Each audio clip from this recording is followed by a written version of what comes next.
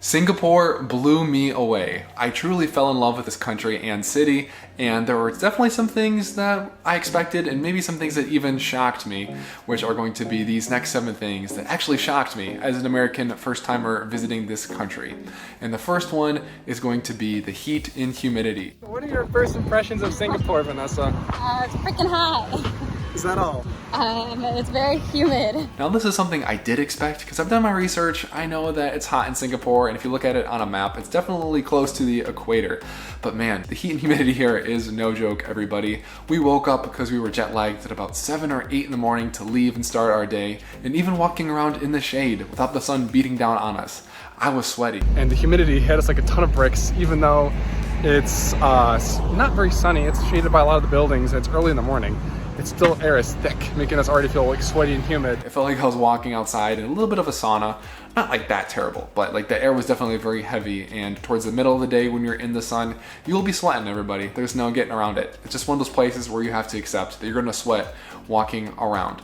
But the locals must accept it even more than I do because they were wearing like long sleeve shirts and long pants, and maybe even like some, I wouldn't say like hoodies or anything, but definitely more layers than me. I was wearing like as little clothing as possible without, you know, standing out like someone being a little promiscuous, if you catch my drift. So that was the first thing that shocked me, was the heat and humidity. The next thing that shocked me was how green Singapore is. So sort of the country's and city's greenness, if that makes sense. So first impressions of Singapore within the first few minutes is that it's an extremely green, hustling and bustling big city here in Asia. Even starting off at the airport, if you go to Jewel at the Changi airport, which is like connected to some of the terminals, it's part of the airport, but not really. It's more like a little mall right nearby. This whole common area is filled with these green plants, making you feel like you're in a bit of like a rainforest, with of course the massive waterfall that everybody knows. But the garden area itself is like absolutely magical. There's tens of thousands of plants here. It makes you actually feel like you're in a real garden or like rainforest sort of area.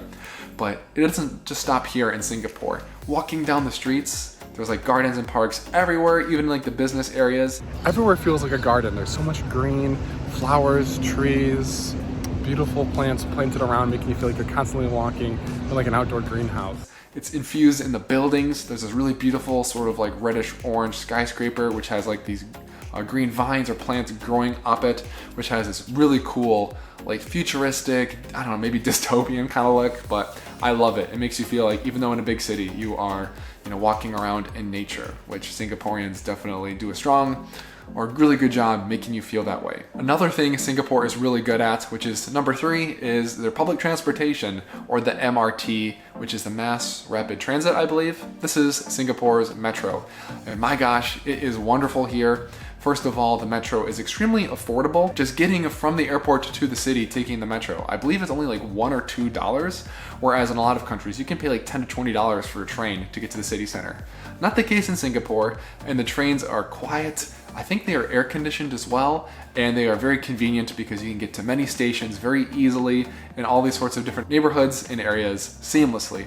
So the public transportation in Singapore is amazing. People also don't eat or drink on it, which keeps it very clean as well, which hey, I love that. As someone that lived in Chicago and America, definitely wasn't the same as the public transportation in Singapore is. In number 4, we were speaking about visiting these different neighborhoods, which just shows how diverse and multicultural Singapore is, which is number 4, the diversity in different cultures you can explore. So we're getting some of China, getting some of India, and get some of the Middle East now, all within like one day of exploring Singapore, just to show you how diverse and multicultural this freaking city is with all the neighborhoods it has to offer. Singapore has a variety of neighborhoods, each having their own strong, like individual culture. There's Chinatown, which obviously is Chinese culture, and it's a beautiful area, one of my favorite areas in the entire city. There's Little India, which is definitely those Indian vibes. You have Kampong Glam, which is going to be the Arab quarters. This is going to be more like the Muslim sort of area of the city. There's a Malay quarters, and even more.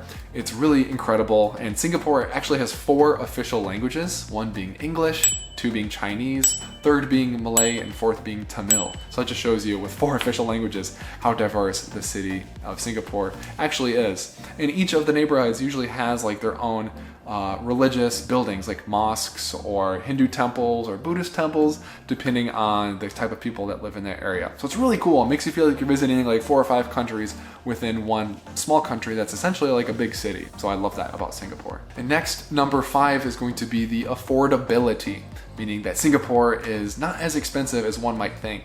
Before entering Singapore, I've heard that it's more expensive than a lot of the countries in Southeast Asia. It's really bougie, it's very like high-tech and fashionable and super modern city. So with that usually comes high prices. But Singapore definitely has the option for you to spend a lot if you want to, but it doesn't have to crush you. So for example, there are hawker centers in Singapore, and this is where a lot of locals eat. It's essentially like a big food court, but so much cooler. There are these different hawker stalls, and different hawker centers might specialize in different cuisines, but usually you can find a wide variety of local foods, whether it's talking Hainanese chicken rice, whether we're going to be talking about maybe some like Indian dosas and samosas, whether we're talking about some Chinese food like bihun mi. You can find it all over the city, and at the hawker centers, the dishes here can cost like anywhere from $1 to $2 to maybe like $4 or $5 from a pretty good helping. You can also get a wide variety of foods at these hawker centers. I even saw like a Mexican hawker stall at a food center here in Singapore, which is definitely a little bit crazy to see Mexican food that far away from North America. So it's very affordable at these hawker centers. Also, the metro is very affordable as well. There are many different things for you to see and do in Singapore that are free, which I'll talk about a little bit more later. And it definitely doesn't have to be a place that breaks the bank if you eat locally. Not only at hawker centers, but there are small restaurants that have local foods at a really good price as well. And street foods too. So you really don't have to break the bank in Singapore, which is great news to someone that likes to travel a lot like me. So number 6 is going to be the whole area of Gardens by the Bay. That shocked me. Earlier, I was alluding to some exhibits and attractions that are free to visit in Singapore, and this is one of them, to a certain extent. There's lots to see and do here, lots of different exhibits, but most of it is free except for the actual exhibits themselves. But just walking around and exploring the parks and sites is completely free, which is a really cool thing to know here at Gardens by the Bay. Now, Gardens by the Bay has many iconic, beautiful, amazing things for you to do there that are extremely green and infused with some like futuristic sort of architecture and not technology, but places for you to explore. But visiting the park alone is free, where you can still walk around and see a whole lot. You can see the super trees from a distance, you can cross some bridges, see some Chinese gardens. You can even visit the Super Tree Grove, not just from a distance, but go walk up really close to them at night and see a light show, which is absolutely magical and amazing. One of our highlights from spending 3 or 4 days in Singapore was just seeing those super trees at night glowing up. So beautiful, so amazing. But you do have to pay to visit a few different places, and I really do recommend you visit the Flower Dome, but most of all Cloud Forest, which is sort of that iconic area in Gardens by the Bay where you had this massive indoor waterfall and this big pillar overflowing with greenery and water and mist, and it's so atmospheric, it's so out of this world, which Singapore just really makes you feel like you're living in a different universe at times. And Gardens by the Bay really does this and makes you feel shocked to your core, but in the best way possible. Now, last on this list, number 7 thing that shocked me is not as positive. I'm sorry, Singaporeans or people that love Singapore. I love Singapore too, everybody, but I couldn't help but notice, or I should say Vanessa, my wife, noticed that people pick their nose in public in Singapore, and it's not as big of a no-no as it might be in America or the West, which she noticed people doing it on several occasions, and maybe not to like the same shame or hiding that we might do in the West, or might be like socially forbidden, which was definitely a shocker, and not in a good way. But hey, you have 6 shockers,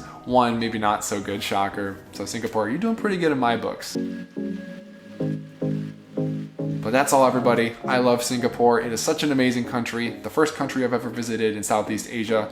I loved exploring it and making videos, so check out those videos on Singapore if you haven't already done so. And thanks for subscribing and following along for all of our travels. That's it, everybody. Thanks for watching the video. Peace.